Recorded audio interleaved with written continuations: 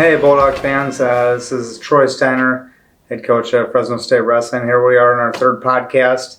And I guess before we get started on any subjects here on the podcast, I'd like to just talk about a little bit about the COVID-19. You know, everyone's going, crazy with this, and it's definitely something we have to look at in order to keep the health and well-being of our community. So, what I've heard, I just came out of a meeting with our administration, and right now all Mountain West programs or institutions are canceling all spring sports and competitions. They're suspending, not canceling.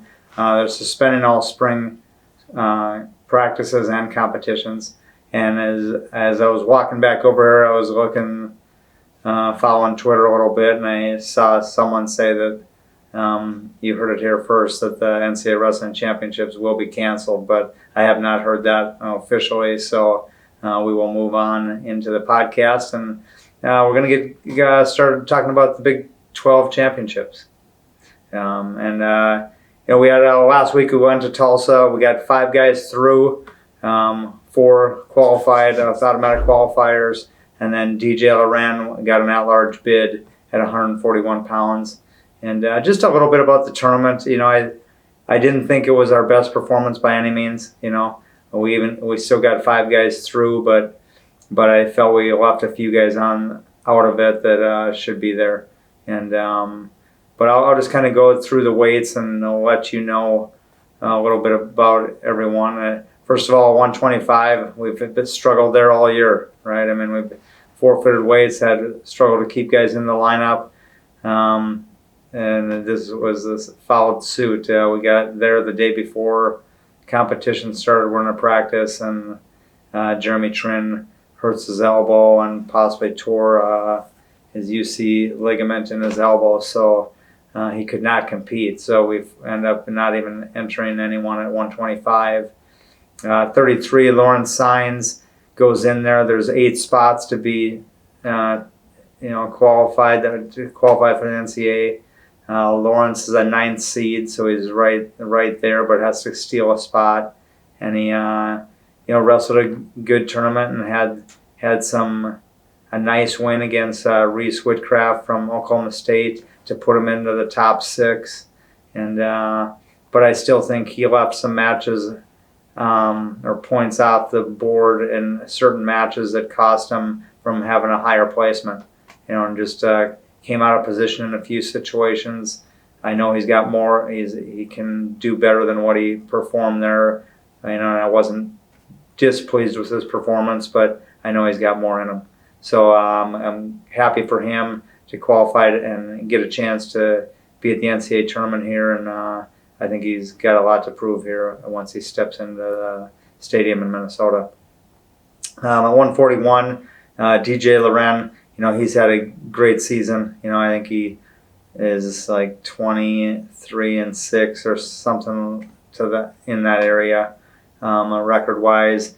He didn't have a great Big 10 or Big 12 tournament though. He got caught in both matches he lost, almost the exact situation, and he was kind of fighting a takedown too long, and put himself in a situation where the guy got takedown and back points. And put him down in the matches and just didn't have time to recover. So didn't have a great Big 12 performance, but that's why the body of work that you put in throughout the year matters. And he was pulled back in with an at-large bid, and and then he sees a guy first round at the NCAA tournament that he lost to at Reno, but very close match. So I'm looking forward to him, and I'm glad he's got another chance. And you don't get second chances a lot of times, so I hope he takes advantage of it. Greg Gaxiola went into the tournament, needed to place in the top 5, was a 6th seed in the tournament, and did wrestle a good tournament. Stayed in some tough matches that were very close for a while, and then he blew a couple open and got himself in and placed 5th in the tournament, and I'm very happy for him. He's made a lot of sacrifices to get down to 149, which he's wrestled 57 and 65 for us in the past, and last year, the last couple of years. So I'm very happy for him, because he has put in the time, he's put in the work and sacrifice to get himself to 49. Now he's got a shot to, be an All-American here in Minneapolis next week. 157, very tough weight in the Big 12. They got some guys in there. I'd say the top 5, 6 guys in that weight class are very solid contenders to be All-Americans. I feel all 5 of them really. And Jacob wrestled a good tournament and came out a little slow, or I don't know if he came out slow, but in the quarterfinal match against Franek from North Dakota State, Franek jumped on him right away and got an early lead. And Jacob, came back at the end, but didn't have enough time. But he wrestled a good tournament, came back when the pressure was on, and qualified himself for the national tournament. And I guess I'm so happy for him because he's a guy that puts in the time and into his workouts. He's here every day and trying to improve his wrestling, and I'm very happy for him to get himself to the national tournament, because last year he fell short, but that's been what's driving him all along. And so happy for Jacob. 165 is one that really stings. Adam Kemp actually wrestled a pretty good tournament and was in the match to give himself an opportunity to qualify, and comes out against Chase Straw, who was the Big 12 champ last year, and comes out against him in the match and takes him down 3 times, and ends up losing the match in overtime.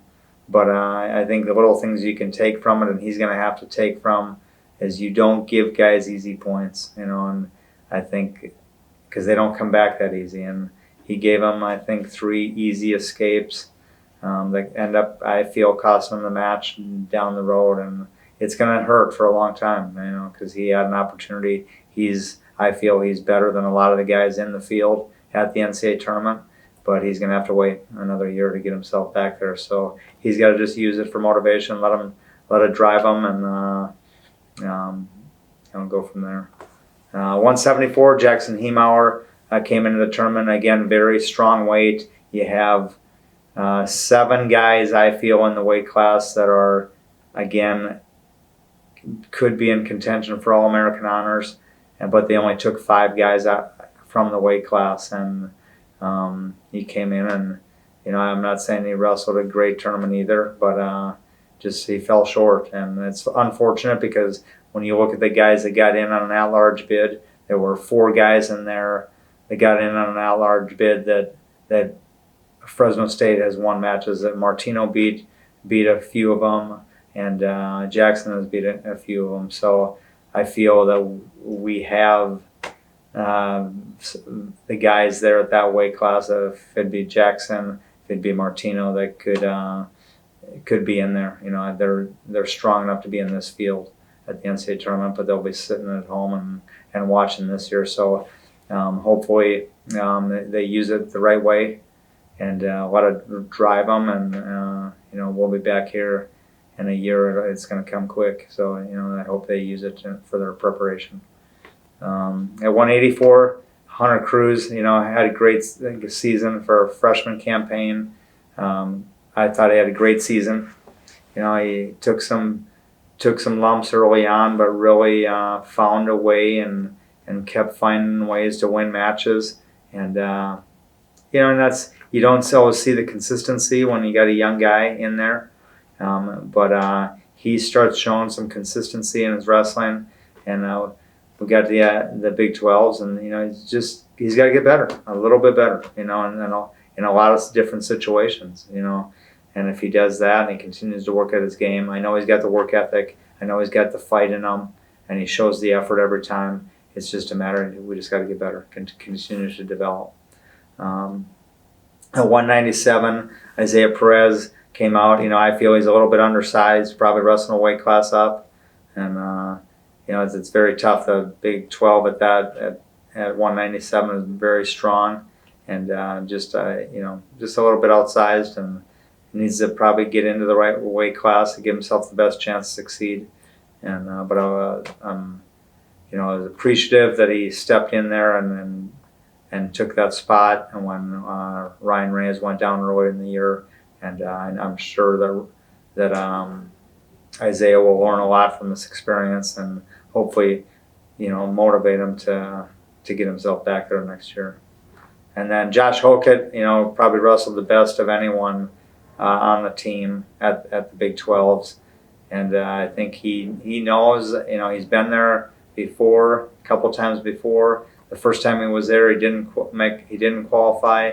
He really used that to propel him the next year, which was last year, and become an All-American.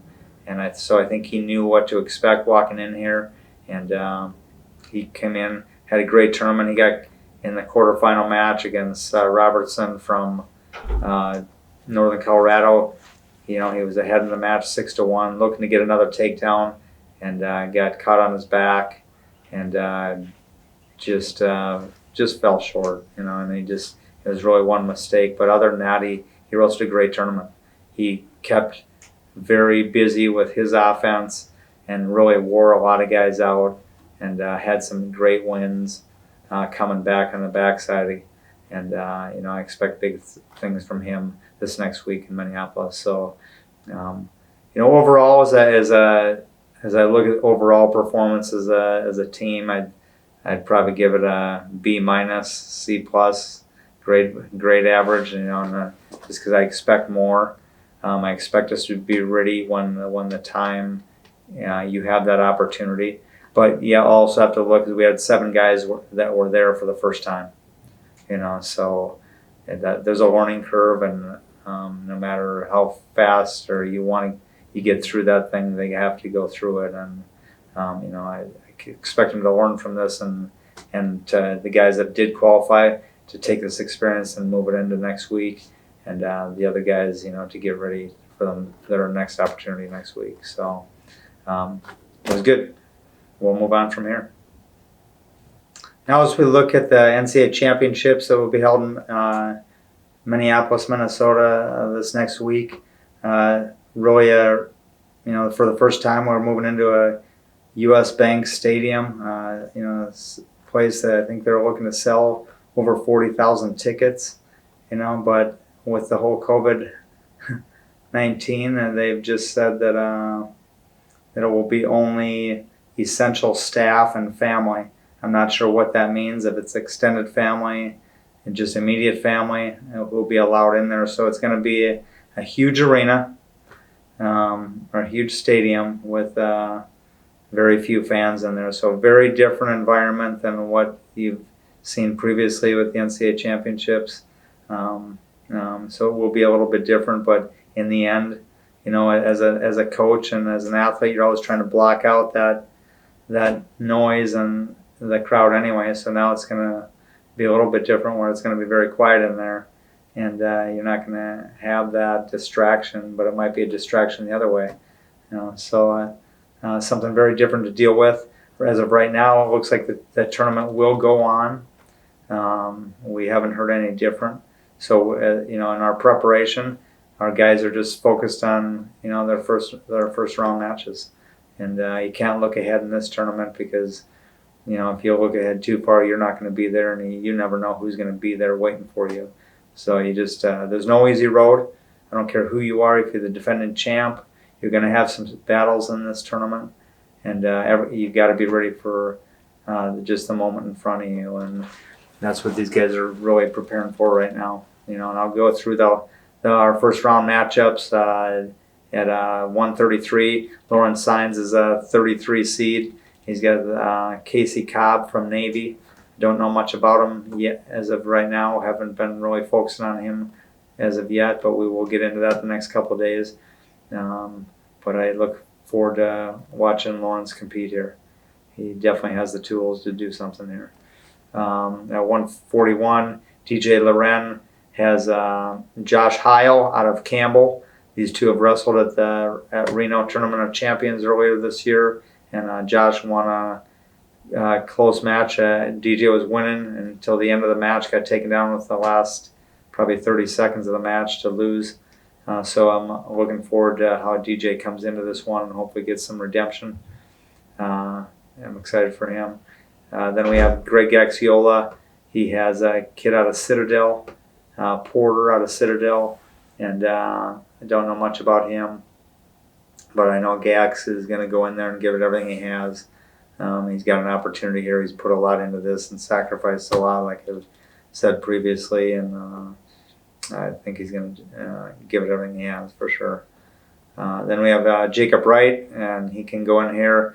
You know, you usually have that Iowa crowd. I don't know how many will be there this year, but he has Caleb Young from Iowa, the number 8 seed, right off the bat, and then be a heck of a way to start the tournament to knock this guy off and move on, you know, into the next round. So very excited about that. I know Jacob can wrestle with anyone. I mean, he's not an easy draw for any guy out there. So excited for him. Then Josh Hokett has Jensen from Nebraska. You know, I feel Josh is wrestling well right now, and if he continues to keep that focus, I expect him to be back on the award stand. So excited for these guys. We're excited to be there and in the U.S. Bank Stadium. You know, unfortunately, you know, with what's going on with the COVID-19, we won't have all the fans there that we've had previously, and you know, it's a sad thing for wrestling. But I think with this whole thing, we got to keep perspective, and you know, it's very big to us, these sporting events, and obviously this wrestling championships is what we do. It's what we live for. It's our livelihood. But in the big scope of things, this is very small, and we have to look out what's best for the community, our nation, and really the world. So just the situation we're in. In this segment of the podcast, we've started a question and answer session. So we've got this from social media outlets that we have, and I'm just going to go through some of these questions and answer. So in the future, if you have questions about the program or anything going on, feel free to jump in on this and get yourself involved. So see if I can answer the question for you. But here we go. First one just says, how are guys feeling heading into nationals? I think you know, the guys are feeling pretty good. They're excited to obviously have the opportunity to compete, and they know that, you know, they just came through the qualifier, and that's all it is. But this is what we train for in our sport. Is this next weekend is the pinnacle of our sport at the college level, and this is what you train for. And so I think they're excited to be there. But you know, once we get there, it you know, or even right now, it's business at the task at hand and preparing yourself. So when you get there, you can have a good performance. So I'm excited about them. I think they're feeling good about it. Okay, so question 2 was, where do you see the program building to in the next few years? Well, I expect us to continue to build. You know, I think we've built from the ground up in the first couple of years here, or first few years, and I think it will continue to build. We're starting to get some senior leadership in the room, which is very beneficial. We're starting to get more depth in the room, and that'll continue as we get recruits coming in as well. And you know, it's just coming along. The process is coming along, and I knew it was going to be a process when I got here.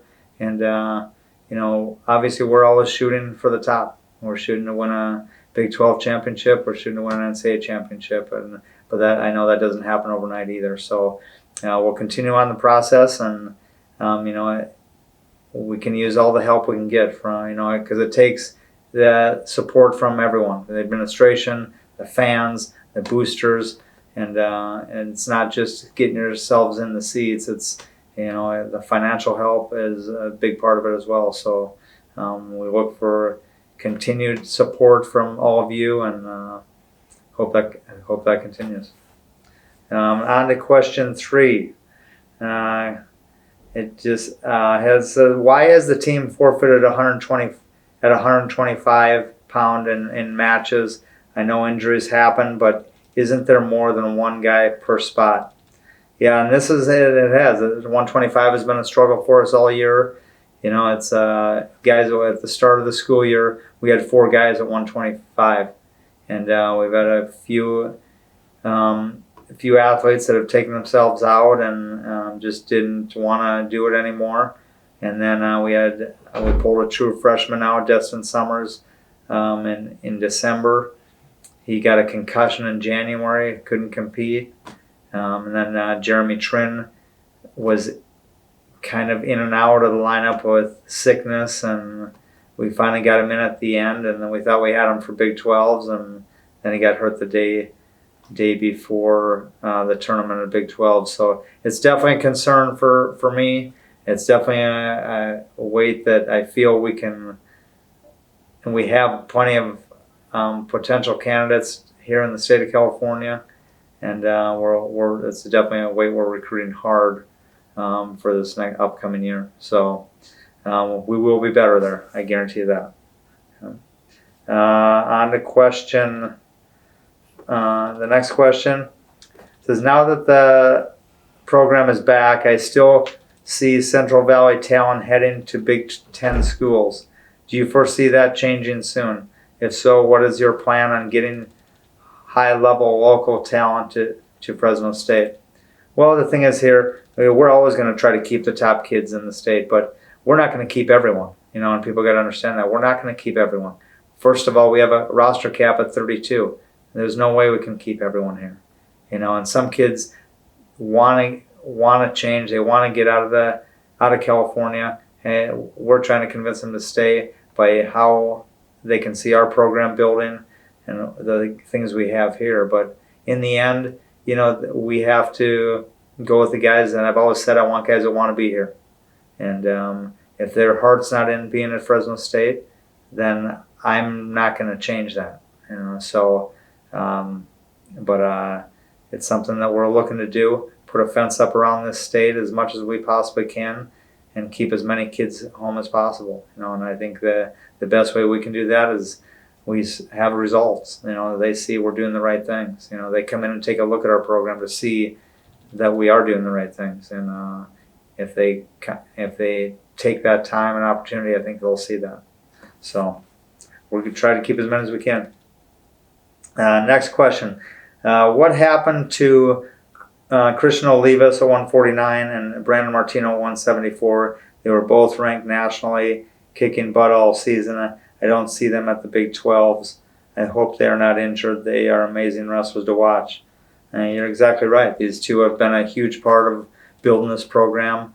Christian got our first win here at when the program was reinstated against Illinois in the Save Mart. He was our first national qualifier. He got our first win at the national tournament, for us. And obviously he wasn't in there this year due to a shoulder injury that he had surgery last spring and just never got healthy. And unfortunately for him, his time as a student athlete at the college level is up. There is a slight chance he could get a medical hardship and get a year back, but that's something he's got to really have his heart into doing as well. So I feel bad for him, but Christian has been great for this program and has done a lot for this program, and I thank him for that. With Brandon Martino, he was definitely performed well at the end of the year. All last year he was hurt. He was hurt at the beginning of this year, and then we had two individuals there. We had Jackson Hemauer and Brandon Martino kind of fighting for the spot. And at the end of the year, we had a wrestle off, 2 out of 3 wrestle off, and Jackson got the wins there against Brandon. But Brandon's got great talent. I expect a lot out of Brandon.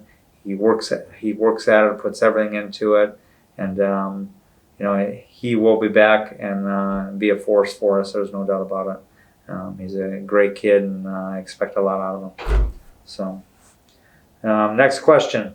With the growth of women's college wrestling and its receiving NCAA emerging sports status, do you think Fresno State will ever have a women's NCAA team?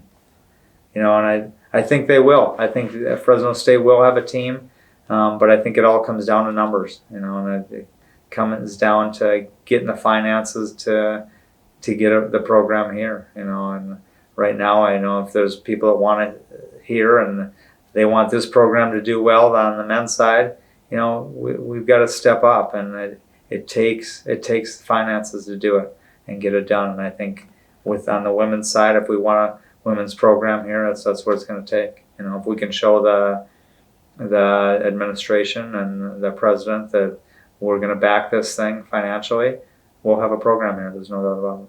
So I think that's what it is. I'm currently a wrestler on the club team at Fresno State, and I was wondering what someone like myself or anyone would that wanted to walk on and try out for the team. What is the process for that? And it makes it a little tough with having a roster cap at 32, because we are recruiting most of the athletes that are coming in here.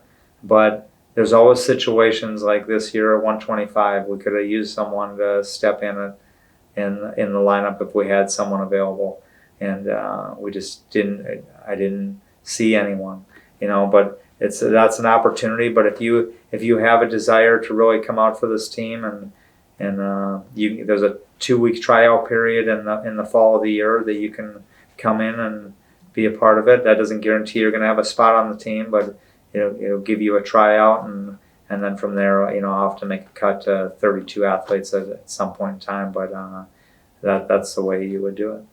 So, and I appreciate the questions, and hopefully I answered them well, and I can look forward to continue to build this program and with your support, and I thank you for it.